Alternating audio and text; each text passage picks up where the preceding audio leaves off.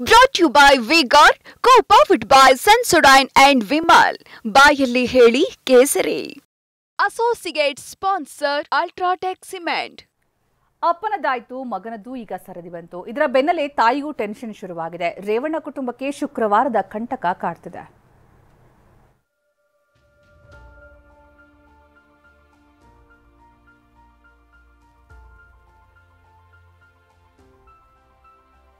H D. Revanna ಜೈಲು ನೋಡಿ ಬಂದಿದ್ದಾಯಿತು. ವಿದೇಶದಲ್ಲಿ ತಲೆಮರೆಸಿಕೊಂಡಿದ್ದ ಮಗ ಪ್ರಜ್ವಲ್ ಎಸ್ಐಟಿ ಕೈಯಲ್ಲಿ ಲಾಕ್ ಆಗಿದ್ದು ಆಯಿತು.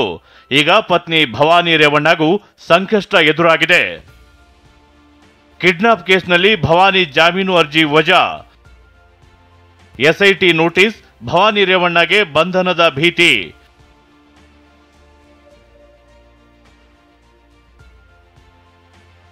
ಮಾಜಿ ಸಚಿವ ಎಚ್.ಡಿ. ರೇವಣ್ಣ ಫ್ಯಾಮಿಲಿಗೆ ಸಂಕಷ್ಟದ ಮೇಲೆ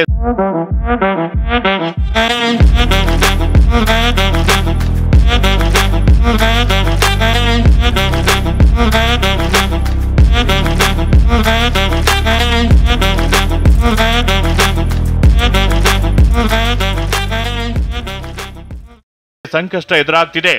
ಒಂದು ಕಡೆ ಮಗ ಪ್ರಜ್ವಲ್ ಎಸ್ಐಟಿ ಬಲೆಯಲ್ಲಿ ಸಿಕ್ಕಿ ಬಿದ್ದಿದ್ರೆ, ಇತ್ತ ಭವಾನಿಗೆ ಕೋರ್ಟ್ ಶಾಕ್ ನೀಡಿದೆ. ಸಂತ್ರಸ್ತ ಮಹಿಳೆಯ ಕಿಡ್ನಾಪ್ ಕೇಸ್ನಲ್ಲಿ ಆರೋಪಿಯಾಗಿರುವ ಭವಾನಿ ನಿರೀಕ್ಷಣಾ ಜಾಮೀನು ಕೋರಿ ಜನಪ್ರತಿನಿಧಿಗಳ ಕೋರ್ಟ್ ಮೆಟ್ಟಿಲೇರಿದ್ರು. ಅರ್ಜಿ ವಿಚಾರಣೆ ನಡೆಸಿದ ಕೋರ್ಟ್ ಅರ್ಜಿ ವಜಾಗೊಳಿಸಿದೆ. ಇದರ ಬೆನ್ನಲ್ಲೇ ಭವಾನಿ ರೇವಣ್ಣಗೆ ಬಂಧನದ ಭೀತಿ ಶುರುವಾಗಿದೆ.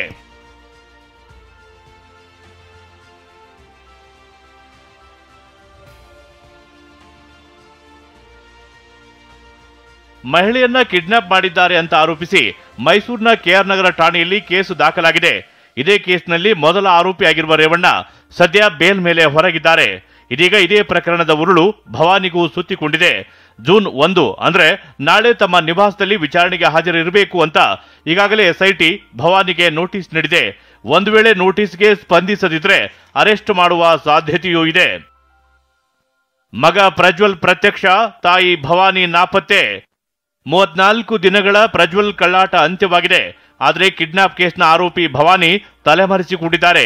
ಮೇ 4ರಂದು ಸಂತ್ರಸ್ತೆಯರನ್ನ ಕರೆತಂದು ಸ್ಥಳ ಮಹಜರು ವೇಳೆ ಹೊಳೆನರಸೀಪುರದ ಮನೆಯಲ್ಲಿ ಭವಾನಿ ಹಾಜರಿದ್ರು. ಬಳಿಕ ಮೇ 6ರಂದು ಜೆಡಿಎಸ್ ಮುಖಂಡರು ಭವಾನಿಯನ್ನ ಭೇಟಿ ಮಾಡಿ ಹೋಗಿದ್ರು. ಆ ಬಳಿಕ ಯಾರ ಸಂಪರ್ಕಕ್ಕೂ ಸಿಕ್ಕಿಲ್ಲ.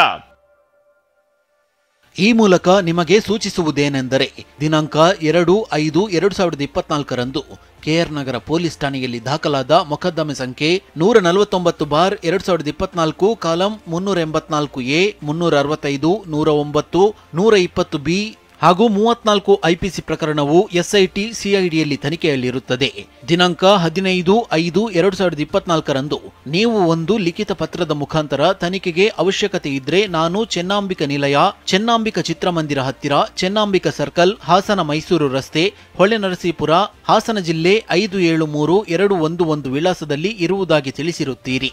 ನಿಮ್ಮನ್ನು ಮೇಲ್ಕಂಡ ಪ್ರಕರಣಕ್ಕೆ ಸಂಬಂಧಿಸಿದಂತೆ ವಿಚಾರಣೆಗೊಳಪಡಿಸುವುದು ಅವಶ್ಯಕತೆ ಇರುವುದರಿಂದ ದಿನಾಂಕ 1/6/2024ರಂದು ಬೆಳಗ್ಗೆ 10 ಗಂಟೆಯಿಂದ ಸಂಜೆ 5 ಗಂಟೆಯ ನಡುವೆ ನೀವು ತಿಳಿಸಿದ ಮೇಲ್ಕಂಡ ವಿಳಾಸದಲ್ಲಿ ನಿಮ್ಮನ್ನು ವಿಚಾರಣೆಗೆ ಒಳಪಡಿಸುವ ಸಲುವಾಗಿ ತನಿಖಾಧಿಕಾರಿಯಾದ ನಾನು ಮಹಿಳಾ ಸಿಬ್ಬಂದಿಯೊಂದಿಗೆ ನೀವು ತಿಳಿಸಿದ ವಿಳಾಸಕ್ಕೆ ಬರುತ್ತಿದ್ದು ಸದರಿ ವಿಳಾಸದಲ್ಲಿ ಹಾಜರಿರಲು ಸೂಚಿಸಿದೆ.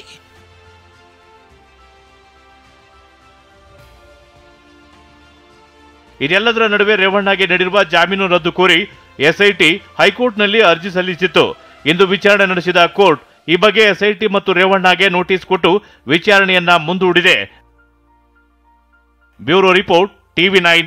Brought to you by V-Guard, co-powered by Sensodyne and Vimal. ಬಾಯಲ್ಲಿ ಹೇಳಿ ಕೇಸರಿ.